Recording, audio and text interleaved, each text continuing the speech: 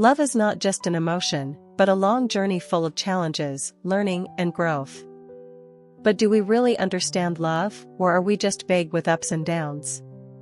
Dating today feels like navigating an emotional maze. One moment, everything clicks, and the next, you're second-guessing every word, every text, every silence. If you've ever found yourself wondering why something that started off so promising slowly fizzled out, you're not alone. Many women unknowingly sabotage early connections not because they're doing too little, but because they're doing too much of the wrong thing. In this guide, we're unpacking 6 common mistakes women make at the beginning of a relationship, and how to break free from them before they cost you the love you deserve. Welcome to the channel, Sophia's Knowledge, and my name is Sophia. This is where we explore real stories, profound lessons, and valuable experiences about love. Today, in this video, Sophia will share with you 6 mistakes women often make when starting to date. If you have ever wondered about questions about love, don't skip this video. For the best experience, find a quiet place, put on your headphones and let yourself completely listen to what I am about to share. Relax, and let everything flow away. Let's find out with Sophia the secrets to help you live more fully in each relationship. Let's get started together. Mistake number 1. Rushing into a relationship too quickly. In the early stages of dating, everything feels exciting. Butterflies, chemistry, the late-night texts, the feeling that maybe, just maybe, you've finally met someone different. It's tempting to want to fast forward to the good part, being a couple, sharing routines, planning weekends together, maybe even imagining what the future might look like with this person. But here's the truth that often gets overlooked in the thrill of the beginning: moving too fast can sabotage something that had real potential. Rushing into a relationship too quickly is one of the most common mistakes people make, especially when emotions are running high. While it may seem romantic and passionate, jumping in headfirst can prevent you from truly getting to know who the other person is, and just as importantly, whether the two of you are genuinely compatible in the long run. Let's break this down a bit. Why do we rush? There are many reasons why someone might dive into a relationship without giving it time to develop naturally. For some, it stems from loneliness or the fear of being alone. For others, it may be driven by societal pressures, watching friends get engaged, seeing curated love stories on social media, or feeling like you're falling behind in life. Then there's the intoxicating chemical cocktail our brains release when we're infatuated: dopamine, oxytocin, and adrenaline, all making us feel high on connection and possibility. But no matter how strong the initial spark is, it's crucial to remember that infatuation is not the same as compatibility. Chemistry is not commitment. And speed does not equal substance. The illusion of connection. One of the biggest risks of rushing into a relationship is mistaking early emotional intensity for deep connection. You may feel like you've known this person forever after just a few weeks. You might talk for hours, text constantly, and feel completely seen. But here's the thing: meaningful connection takes time to build. It's about observing how someone shows up consistently, not just how they are when everything is new and exciting. When we move too fast, we often fill in the blanks with assumptions. We project our hopes and ideals onto the other person without giving reality the chance to catch up. And when the honeymoon phase fades, which it inevitably will, we can find ourselves shocked by incompatibilities that were always there, we just didn't slow down enough to notice. Skipping the foundation. Healthy relationships are built on a foundation of trust, communication, respect, and shared values. These things require time, not just time spent together, but time spent observing. How does this person handle stress? How do they deal with conflict? Are they emotionally available, or just temporarily attentive? What are their goals, and do they align with yours? When you rush into a relationship, you skip this crucial stage of discovery. You go from 0 to 60 emotionally, without giving yourself a chance to truly evaluate the situation. It's like building a house on sand instead of solid ground. It might look fine for a while, but eventually, the cracks will start to show. Losing yourself in the process. Another danger of moving too quickly is the tendency to abandon your own identity for the sake of the relationship. You start changing plans, sacrificing routines, or prioritizing your new partner above all else. While it's natural to want to spend time with someone you're excited about, losing your sense of self can lead to imbalance, and even resentment, later on. True connection thrives when both people maintain a strong sense of individuality. The healthiest relationships are not built from dependency, but from two whole people choosing to share their lives without needing to complete each other. How to slow down, without losing momentum. Slowing things down doesn't mean playing games or withholding affection. It means being intentional. Here's how you can approach the early stages of dating with clarity and confidence. Pace the communication. You don't need to be in constant contact. Leave room for mystery, space for reflection, and opportunities to miss each other. Observe, don't assume. Take note of how they treat others, how they respond to challenges, and whether their actions align with their words. Keep your life full. Don't drop your hobbies, friends, or routines. Maintaining your independence will actually make you more attractive and help you stay grounded. Have real conversations. Talk about your values, your goals, and your expectations. Don't be afraid to ask important questions early on. Trust your instincts. If something feels off, don't brush it aside in favor of the fantasy. Listen to your gut, it often knows before your heart does. The takeaway. Falling in love is a beautiful thing. But it's not a race. The most meaningful relationships are not built overnight. They're the result of time, patience, and intentional connection. By resisting the urge to rush, you give yourself the best chance of building something real and lasting. Remember, love isn't something you fall into. It's something you grow into, with the right person, at the right pace, and for the right reasons. If you found this video helpful, please share it with your friends or family to spread the value. And if you have any questions or ideas, leave them in the comments. I'm always listening and ready to answer. Let's continue together. Mistake number 2. Not showing your true self. When you start dating someone new, it's only natural to want to put your best foot forward. You dress your best, carefully choose your words, and maybe even pretend to like that obscure band or love hiking when, deep down, you'd rather be curled up with a good book on a quiet Sunday. It might seem harmless at first. After all, everyone wants to make a good impression.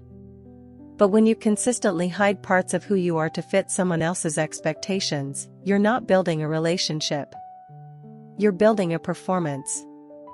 One of the biggest mistakes women make at the beginning of a relationship is not showing their true selves. Whether it's out of fear of rejection, insecurity, or a desire to appear more desirable, masking your real personality creates a false version of intimacy. And over time, that illusion becomes difficult, if not impossible, to maintain. Let's take a closer look at why this happens, what it costs you, and how to change the pattern. Why we hide ourselves. There's often a deeper reason behind why someone avoids showing their authentic self in dating. It might be a fear that if someone really saw all of you, your quirks, your insecurities, your true opinions, they wouldn't stick around. You might have been hurt in the past by someone who rejected your vulnerability, so now you try to control the narrative. You think, if I just seem easygoing enough, funny enough, smart enough, perfect enough, maybe this will finally work out. Sometimes, we're not even aware we're doing it. You might find yourself laughing at jokes you don't find funny, avoiding topics you care about, or hesitating to speak up when something makes you uncomfortable.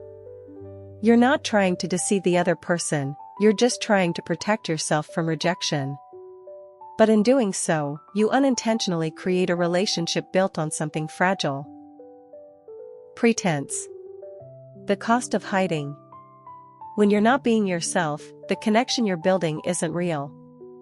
It's not you that the other person is bonding with, it's the version of you think they'll like.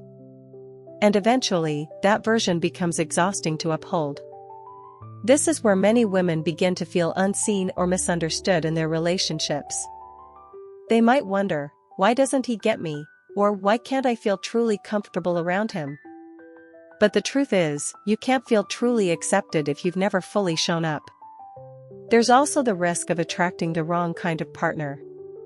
If you're not being honest about your values, needs, or boundaries, you may end up with someone who only fits the false image you presented, not someone who's actually compatible with the real you.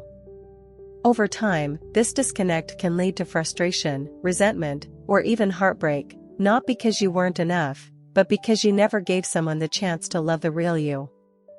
Authenticity is magnetic. Contrary to the fear many people carry, authenticity doesn't push the right people away, it draws them in. When you show up as your true self, flaws and all, you send a powerful message: I know who I am, and I'm not afraid to be seen. Confidence doesn't come from perfection. It comes from self-acceptance. And people are naturally drawn to those who are comfortable in their own skin.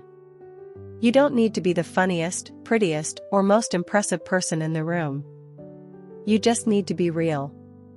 When you're authentic, it also allows the other person to be more open. Vulnerability breeds vulnerability. You create a space where both of you can be honest, raw, and human. That's the foundation for a real connection, one that can weather time, change, and challenges. Signs you're not being yourself. Sometimes, it helps to reflect. Here are a few signs that you might be holding back who you truly are in a relationship. You avoid expressing opinions that differ from your partner's. You downplay your accomplishments, interests, or goals. You feel like you're constantly performing or curating your responses. You fear being too much or not enough. You say yes when you really want to say no. You feel drained instead of energized after spending time together. If any of these feel familiar, it might be time to step back and ask yourself, what would it feel like to show up fully? How to embrace your true self. Reconnecting with your authentic self takes courage, especially if you've spent years trying to be what others expect. But it's also one of the most empowering things you can do, not just for your relationships, but for your overall well-being. Here's how to start: get clear on who you are. What do you value? What lights you up? What are your non-negotiables in a relationship? When you're grounded in your identity, it's easier to stay true to yourself. Practice honesty early. The beginning of a relationship sets the tone. Speak your truth in small ways, share your real opinions, express your preferences, and allow your personality to shine through. Stop apologizing for your needs. Wanting consistency, clarity, affection, or space doesn't make you needy. It makes you human. The right person will appreciate your honesty and meet you where you are. Let go of the need to be liked by everyone. Not everyone will be your person, and that's a good thing. Authenticity naturally filters out the wrong fits. Notice when you're shrinking. Pay attention to moments when you dim your light, bite your tongue, or pretend to agree. Use them as gentle reminders to realign with your truth. The takeaway: you deserve to be loved for who you truly are, not for the version of you that fits someone else's idea of ideal. Pretending might buy you connection in the short term, but it can't give you the deep, lasting love that comes from being fully seen and accepted. Real love begins where masks fall off. And the right relationship will never require you to hide. If you are still watching the video, do not hesitate to comment continue. Leave your thoughts and questions below in the comment section. I look forward to hearing your opinions, and do not forget to like and subscribe to the channel so that Sophia has more motivation to create more good and meaningful videos. Let's continue together. Mistake number 3. Overanalyzing their every move. You had a great date. The conversation flowed, the chemistry was there, and when you said goodbye, they smiled and said they'd talk to you soon. Hours pass. A day goes by. They haven't texted yet.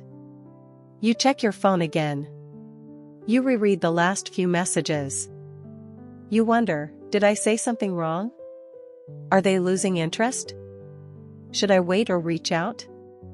This spiral of overthinking is incredibly common, especially in the early stages of dating. When you like someone and there's uncertainty involved, your brain naturally starts to fill in the blanks. But when this turns into constant analysis of their words, their timing, their tone, or even their punctuation, it can drain your emotional energy and sabotage the connection before it has a chance to grow. Overanalyzing someone's behavior might feel like a form of emotional vigilance, an attempt to protect yourself from getting hurt. But in reality, it can have the opposite effect.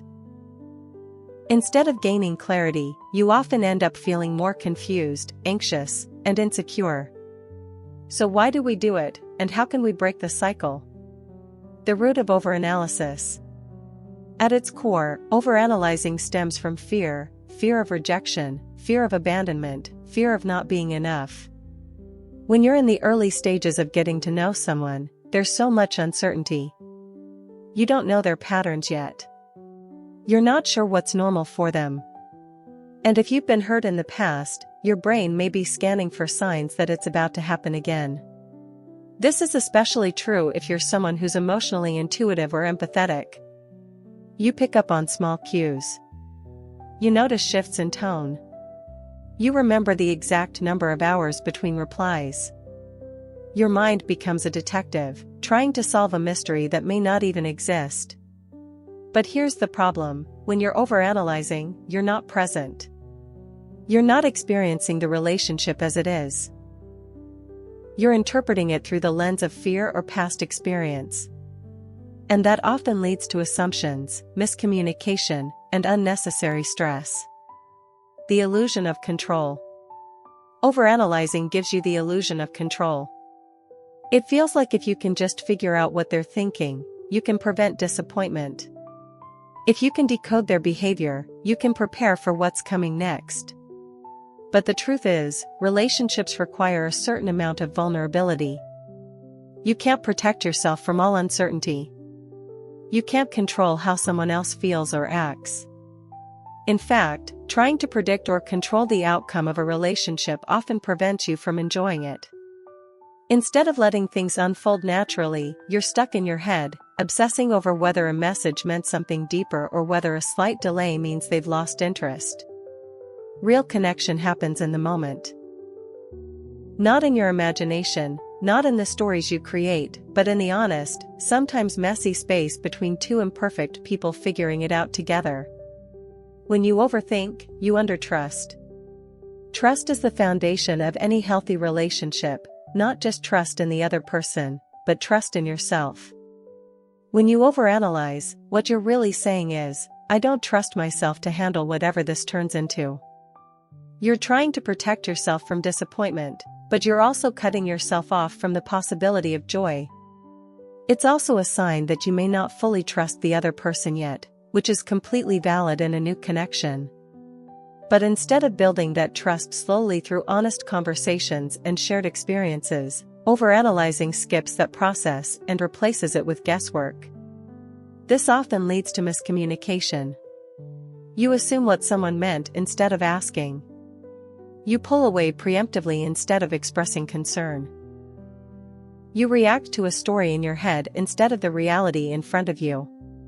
Signs you're overanalyzing. Sometimes, overthinking can feel so familiar that you don't even realize you're doing it. Here are a few signs. You reread messages multiple times looking for hidden meaning. You frequently ask your friends to help you interpret what they said or did. You feel anxious if they don't reply immediately. You assume the worst when communication changes slightly.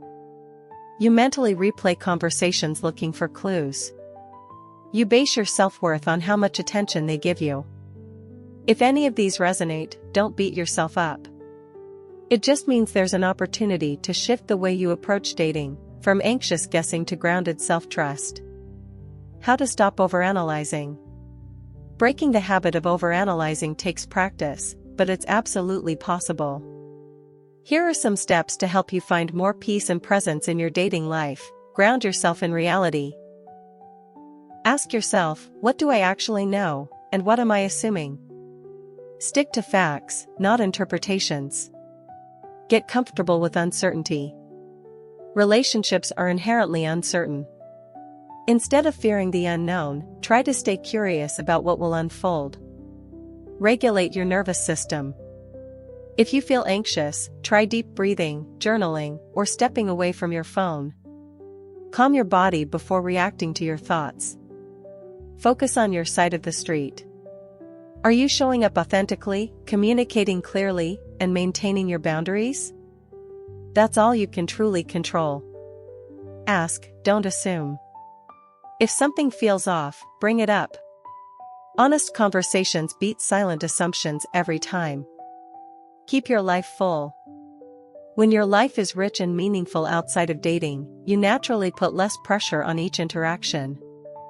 You're not waiting for someone to complete your story, you're just seeing if they fit into the one you're already writing. The takeaway: overanalyzing is a trap that keeps you stuck in your head and out of your heart. It creates distance, anxiety, and often confusion in a space where clarity and connection are needed most. By stepping out of the mental maze and into the present moment, you give yourself the chance to experience dating as it's meant to be, not a puzzle to solve, but a process to enjoy. You don't need to be perfect or predict the future. You just need to show up, stay true to yourself, and trust that what's meant for you won't require decoding. Mistake number 4. Neglecting your personal life. You meet someone new. The connection is instant. There's chemistry, laughter, late-night conversations that stretch into early mornings. You start spending more time together, texting throughout the day, making weekend plans, dreaming up a possible future. It feels exciting, maybe even electric. But somewhere along the way, without even realizing it, you begin to fade out of your own life. Your workout routine disappears. Plans with friends get cancelled. You stop prioritizing your goals, your hobbies, even your quiet alone time.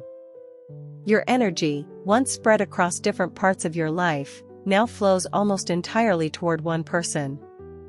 This is one of the most common mistakes in early dating, giving so much to the relationship that you forget to keep showing up for yourself. Why it happens? When you're in the honeymoon phase, everything feels amplified. The connection is new and thrilling. Naturally, you want to spend time together and nurture the relationship. But sometimes, especially if you've been craving intimacy or have had your emotional needs unmet for a while, it's easy to make your new partner the center of your world. You tell yourself, this is just for now, or I'll get back to everything once we settle into a routine. But days turn into weeks, and before long, the balance between your relationship and your personal life starts to vanish. Your identity becomes entangled with this other person's attention, presence, and opinions.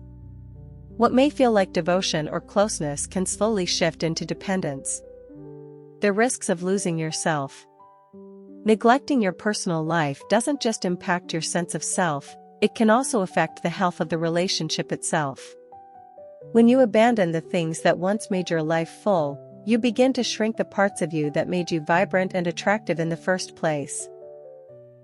The hobbies, friendships, ambitions, and routines that grounded you begin to fade. You may even feel like you've lost your independence, or worse, your individuality. This can create a dynamic where the relationship feels heavier than it should. Your partner might start to sense that the emotional weight of your happiness is resting on them. And even if they care deeply, that pressure can breed distance over time. It also leaves you vulnerable. If the relationship ends, or even if it just changes, you're left not only with heartbreak, but with the realization that you've let go of pieces of your life that once brought you joy, confidence, and purpose. Signs you're losing touch with yourself.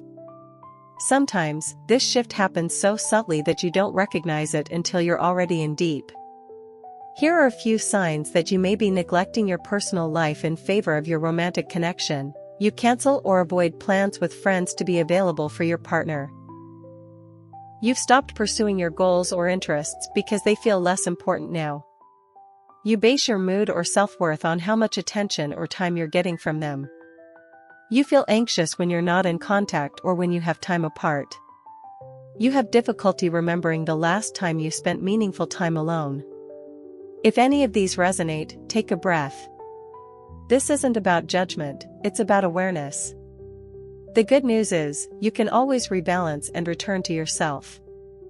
Why your personal life still matters, even in love. A healthy relationship is built on two whole people coming together, not two halves completing each other. Your personal life is not something you have to sacrifice in order to love someone, it's something you bring into the relationship to make it richer. When you maintain your individuality, passions, and routines, you stay rooted in your own identity. Keep your confidence intact.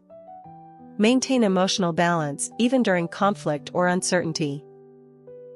Continue growing as a person, with or without a partner. Make the relationship feel like an addition to your life, not the definition of it. And here's a deeper truth: when you continue living a full life, you don't just feel better, you become more attractive. There's something incredibly magnetic about someone who knows who they are, what they want, and who refuses to lose themselves, even in love. How to reclaim your personal life, without losing the relationship. Rebalancing your focus doesn't mean pulling away or creating distance for the sake of it. It means nurturing all the parts of your life so you remain grounded, confident, and whole. Here's how you can do that: reconnect with your passions.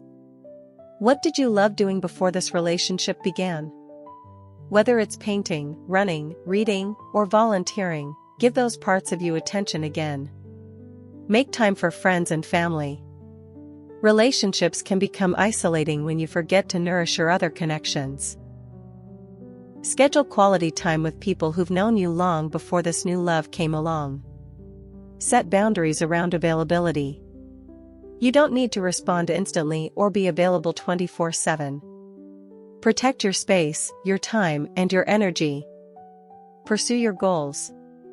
Don't let your dreams take a back seat.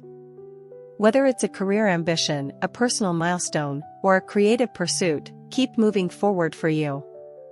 Embrace time alone. Being alone doesn't mean being lonely. In fact, it's where you reconnect with your thoughts, your needs, and your intuition. Communicate your intentions. Let your partner know that you're creating space for your personal growth, not pulling away. A secure partner will respect and support your independence. The takeaway: love should enhance your life, not replace it. The most fulfilling relationships happen when both people continue to grow, individually and together. You deserve a love that fits into your life, not one that becomes your entire life. So fall in love, be present, enjoy the excitement, but don't forget who you are when no one else is around. Your personal life isn't a distraction from love, it's the foundation that keeps you steady within it. Mistake number 5. Avoiding honest communication about your feelings. You're seeing someone new, and things are going well.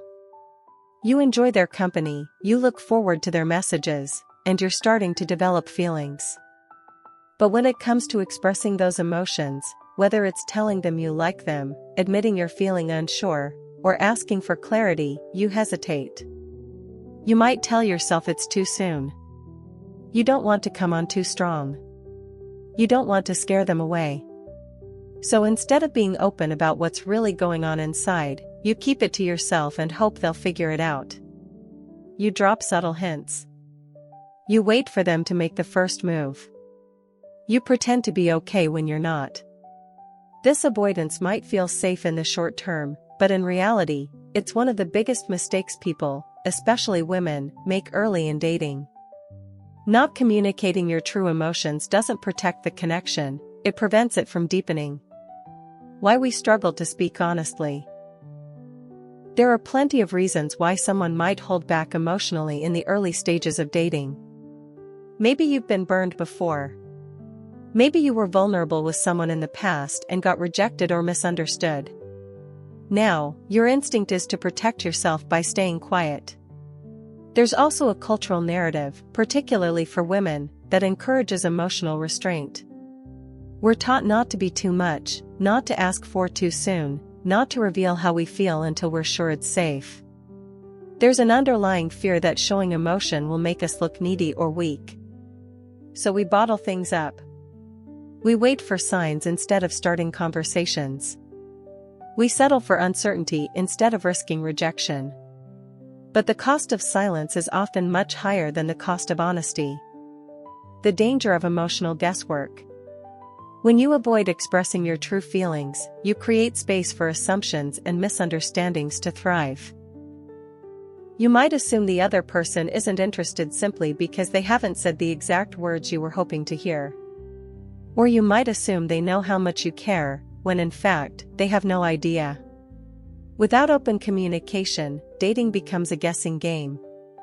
Instead of building a connection based on trust and understanding, both people are left trying to decode signals and protect their pride. And eventually, that lack of emotional transparency can lead to distance, confusion, or even resentment. You might start to feel unseen or unappreciated, not because the other person doesn't care, but because you haven't given them the chance to know what you truly feel or need.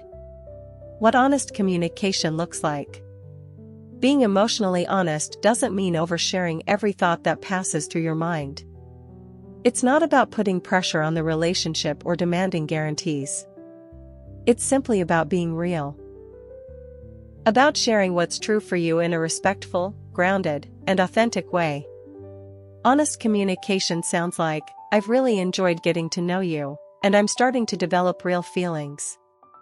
I just wanted to share that. I feel a little unsure about where we stand, and I'd love to talk about it when you're ready. I know we're both still figuring things out, but I value clarity and open communication, and I want to make sure we're on the same page." These conversations might feel vulnerable, but they're also powerful. They set the tone for emotional maturity, for safety, and for real intimacy. And the right person won't run from that kind of honesty, they'll respect it. What happens when you avoid the conversation? When you keep your feelings to yourself, hoping the other person will just get it, a few things can happen. You become anxious.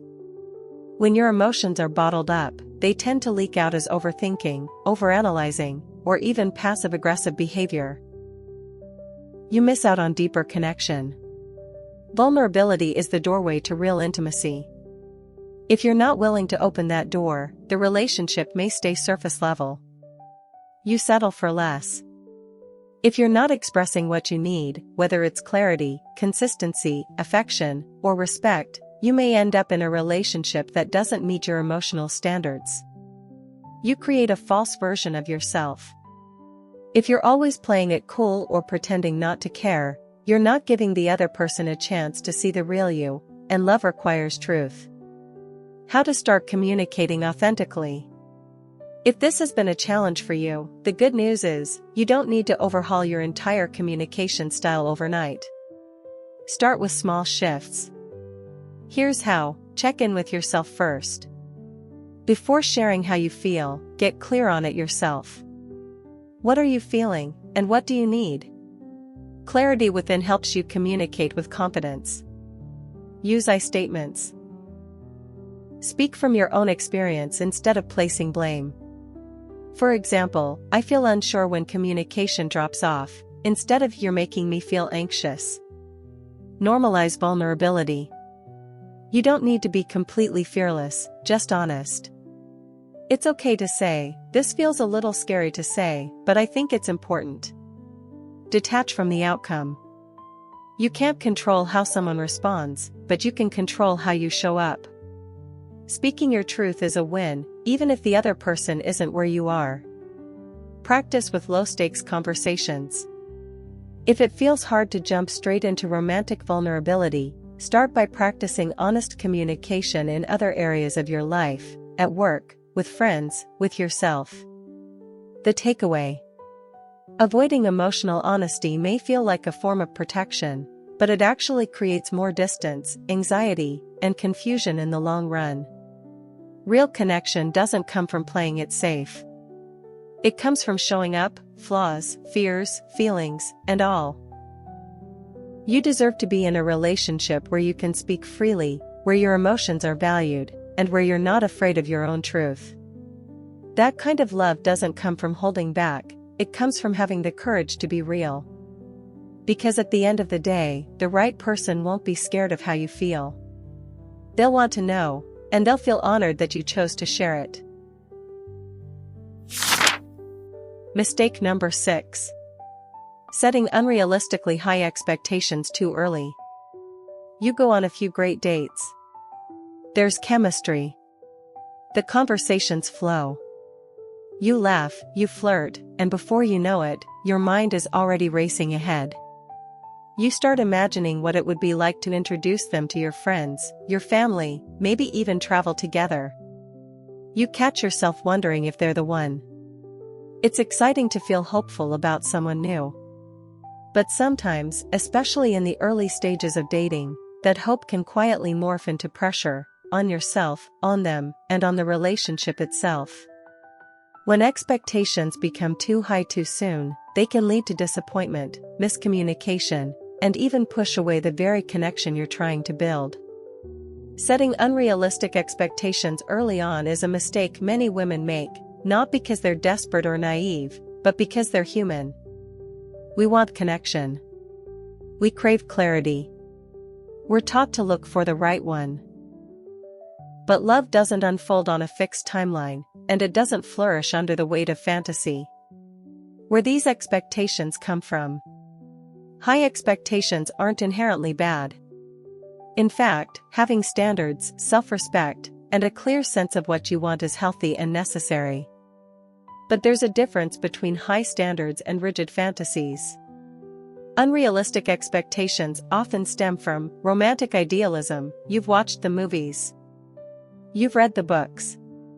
You've absorbed the idea that love should feel magical right away, like everything just clicks instantly. Fear of wasting time, especially if you're dating with long-term intentions, you might feel pressure to figure it all out quickly. You want signs. You want certainty. Previous disappointment. After a string of unfulfilling relationships, it's easy to project all your hopes onto someone new, pinning your emotional future to their potential. Social timelines. Everyone around you seems to be moving forward. Engaged, married, building a life. You might feel like you're falling behind, so you try to speed up the process. But love isn't something you can fast-track. It doesn't follow a script. It needs time, space, and real connection, not premature pressure. How high expectations show up in dating. Unrealistic expectations don't always look like ultimatums. Sometimes, they're subtle but deeply impactful. For example, expecting someone to text every day from the very beginning. Assuming emotional intimacy should develop within a few dates. Getting upset if they haven't introduced you to their friends or family early on. Reading into their every move as either a green flag or a red flag. Imagining a future together before really understanding who they are. Believing that if it's meant to be, it should be effortless from day one. These expectations often go unspoken, which makes the experience even more frustrating. Because you're holding someone to a standard they don't even know exists, and when they inevitably fall short, it feels personal, even though it's not. The problem with the fairy tale mindset. When you enter dating with a fixed story in mind, you stop seeing the person in front of you for who they actually are. Instead, you see who you hope they'll be, or who you want them to become. That disconnect leads to disappointment, not because they did anything wrong, but because they didn't meet expectations they didn't agree to. Pressure. The relationship starts to feel less like a connection and more like a checklist. Resentment. You feel let down, not by their actions, but by the story you created. Missed opportunities. You might overlook good people because they don't check all the boxes right away. Unrealistic expectations turn early dating into an audition instead of a genuine exploration. What healthy expectations look like. Having expectations isn't the issue. It's about the kind of expectations you set. Healthy expectations are rooted in respect, mutual effort, and reality, not fantasy. Here's what that looks like: expecting honesty and clear communication. Expecting consistency and basic kindness. Expecting to be treated with respect, no matter where the relationship is headed. Expecting to feel safe, seen, and emotionally valued. These are the kinds of standards that protect your emotional well-being without putting unfair pressure on a new connection. They allow the relationship to grow naturally while still honoring your needs. How to stay grounded in the early stages. So how do you stay open to love without getting swept away by fantasy? How do you protect your heart while still allowing it to open? Focus on who they are, not who they could be. Listen to what they say, observe what they do, and take it at face value. Let them reveal themselves to you, rather than projecting who you hope they are. Take your time. Emotional intimacy isn't built in a few dates. Allow trust to grow naturally. Don't rush the process to get to the good part. This is the good part. Balance hope with curiosity. It's okay to be excited. It's okay to imagine possibilities. Just make sure you stay grounded in reality and allow yourself to stay curious rather than certain. Check in with yourself regularly. Ask, am I putting pressure on this situation? Am I expecting something that hasn't been discussed or agreed upon? Am I responding to this person, or to my own internal timeline? Remember, they are not your whole future. They are just someone you're getting to know. No matter how strong the connection feels, your happiness, identity, and worth are not dependent on the outcome. The takeaway. Setting high expectations isn't a flaw, it means you know what you want. But expecting too much, too soon, from someone you barely know sets the stage for disappointment and unnecessary pressure. The early stages of dating should be about discovery, not performance. You're not auditioning each other for lifelong roles. You're exploring whether your values, energy, and emotional rhythms align. So dream, hope, enjoy, but also stay rooted. Let the connection breathe. Let reality surprise you. The right love. Conclusion. Dating can be exhilarating, confusing, and vulnerable all at once. It's natural to want to get it right, especially when you're searching for something real. But the truth is, love isn't built on perfection. It's built on awareness, patience, and growth.